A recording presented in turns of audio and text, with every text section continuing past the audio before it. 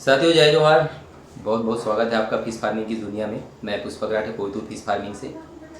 कल का जो वीडियो अपलोड हुआ था उसमें एडिटिंग के चलते कुछ कुछ चीज़ें मिस हो गई थी और अच्छी बात थी, क्योंकि जिन लोगों को सीरियसली इसमें इंटरेस्टेड है कि बेसिकली टीएसएस है क्या और उसे कैसे कंट्रोल करें, तो इन सब टॉपिक्स पे चर्चा छूट गया था। मैंने इतना तो बता दिया था कि टीएसएस क्या चीज़ है और क्या इफेक्ट हो सकता है और कितना आपको रखना चाहिए।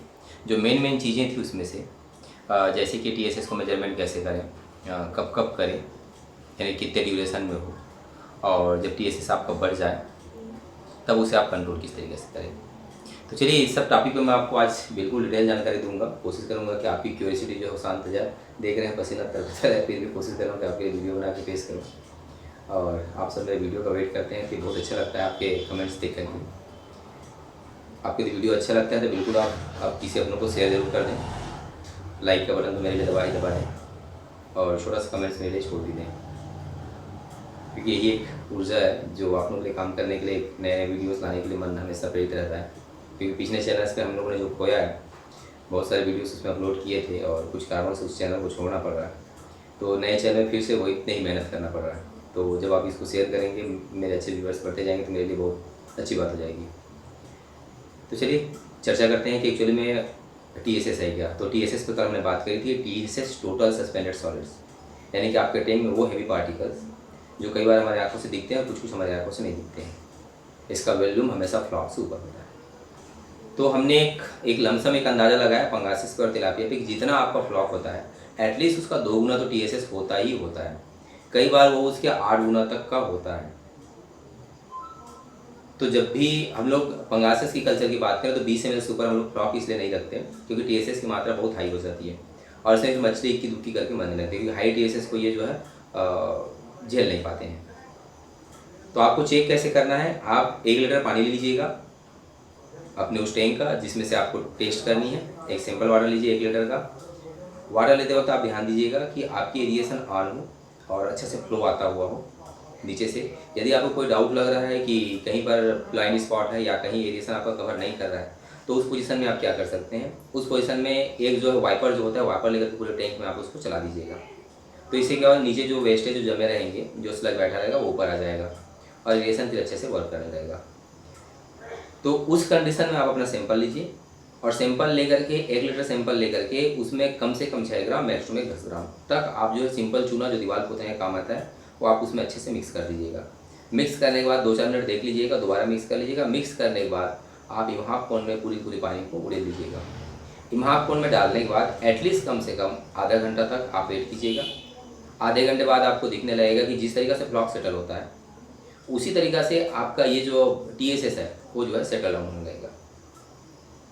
टीएसएस चेक करने से पहले मेरी सलाह आपसे ये रहेगी कि आप अपना फ्लॉक चेक कर लें, ताकि आपको एक अंदाज़ा हो जाए कि 10,000 लीटर टैंक में कितनी फ्लॉक होती है तो टीएसएस कितना तक बढ़ सकता है या कितना वेरी कर सकता है।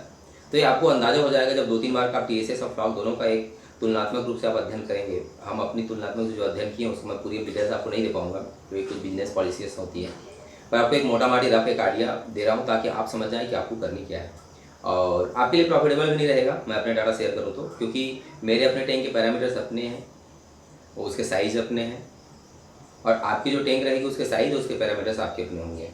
तो आप अपने टैंकों के हिसाब से एक चार्ट आप बना लीजिएगा।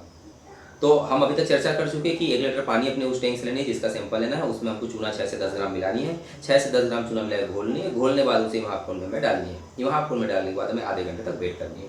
आधे घंटे बाद जो डाटा आएगा वही हमारा टीएसएस है, टोटल सस्पेंडेड सॉलिड्स, जिसकी वैल्यू हमेशा फ्लॉक होता है। अभी हमें रखना कितना है, पंगासिस के लिए 50 ml तक, तिलापिया के लिए 50 ml तक, आईएमसी कर रहे हैं तो 20 से 30 ml तक, कार्प कर रहे हैं तो फिर आप 100 ml रखिए, कोई फर्क नहीं पड़ता, वो अच्छी कार्प खाती है। और सिंगी कोई पापदा कर रहे हैं तो इसमें वैल्यूम जो आपका 20 ml से ऊपर नीचे रखिएगा।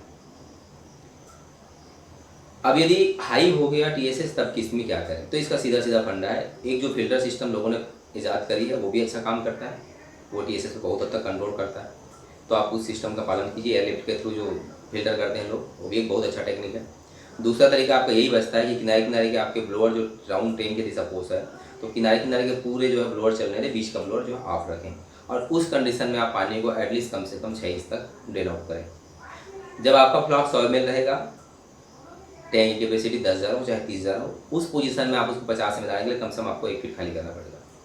तो शुरुआती दिनों में आप डायरेक्टली 1 फीट ना करके आधे फीट से खाली करना शुरू करें और अपना एक डाटा जो है मेंटेन करना शुरू करें। तो आपको अंदाज़ा हो जाएगा कि आपको कितने टीएसएस के लिए कितने पानी की जरूरत पड़ेगी। अभी हम लोगों का एक प्रैक्टिकल सेशन में चल रहा है, हम लोगों ने 1-1 फीट खाली करी थी और 1-1 फीट खाली करने के बाद हमारा जो है टीएसएस जो है 100 से 50 में आ गया, 200 से 70 से 80 के बीच में आ गया था। तो आप इस हिसाब से अपने टैंक का अंदाज़ा लगाइए, अंदाज़ा लगा पानी ड्रेन आउट कीजिए। इसका एक तरीका है। हाँ, ध्यान देने वाली बात यह है कि जब भी आप पानी ड्रेन आउट करें, अपने टैंकों में नमक की मात्रा थोड़ी सी बढ़ा दें, थोड़ी सी पानी को स्लाइड कर दें, ताकि मछलियाँ जो नए पानी के चलते स्ट्रेस में आती हैं उनको स्ट्रेस जो है कम हो जाएगा। तो इस तरीके से आप टीएसएस को आप कंट्रोल कर सकते हैं। जो पिछले वीडियो से मेरा छूट गया था, उम्मीद करता हूँ आपको वीडियो बहुत अच्छा लगा होगा, और अच्छा लगा हो तो एक लाइक बटन बिल्कुल दबा दें। तब तक मिलते हैं अगले वीडियो में, तब तक के लिए जय हिंद।